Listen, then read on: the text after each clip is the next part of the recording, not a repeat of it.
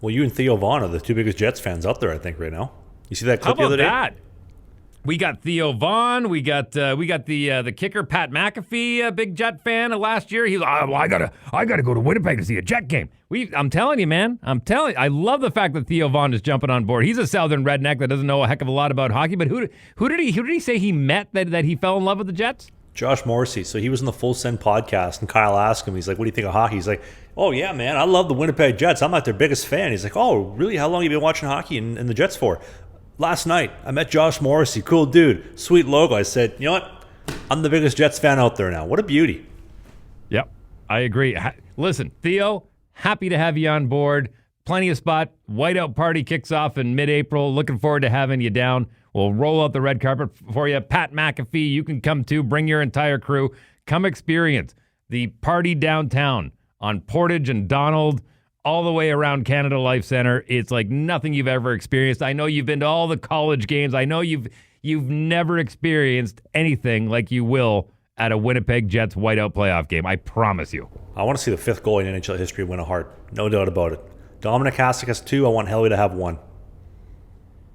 I think Helly gets it because the Winnipeg Jets aren't in the conversation for the President's Trophy without Connor Hellebuck.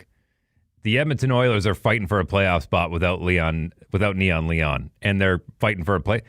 It's funny. I say fighting a playoff spot, and I know the Oilers Nation are going to go nuts for, what do you mean they're fighting for a play? Have they clinched yet? Nope.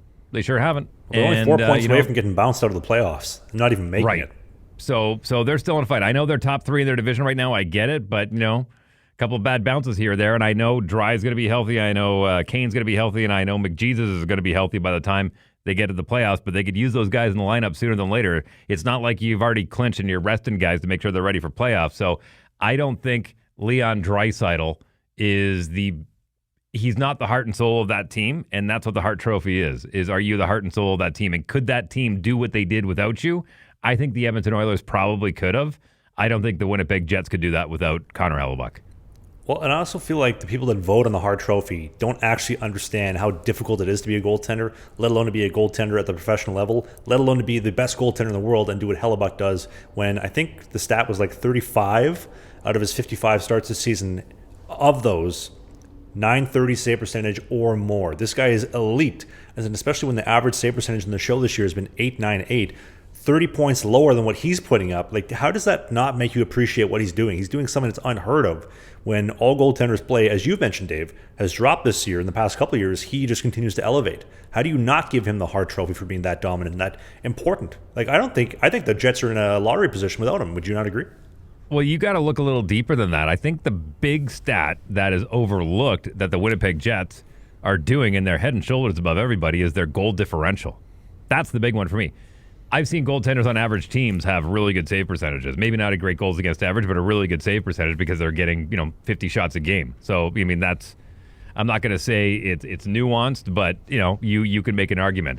But when it comes to the goal differential, the Jets are scoring the goals. They're scoring enough goals to have a Jeff Skinner in net. You know what I mean? You mean Stuart Skinner? Stuart Skinner. Pardon me. Not Jeff. Same team. Wrong Skinner. But the fact that the goal differential is so big. That's the stat that really stands out to me as far as what Connor Hellebuck has done. Hey, if you enjoyed this video, hit the subscribe button. We do a new podcast every single Sunday during the season called Sling the Biscuit. It is a non-mainstream hockey podcast, so we talk about my hockey career, the minor pros, Spain, the Fed, you name it, all the stuff that you won't hear in the mainstream news. Music, pop culture, politics, a little bit. Thanks for watching this video, and we'll see you soon.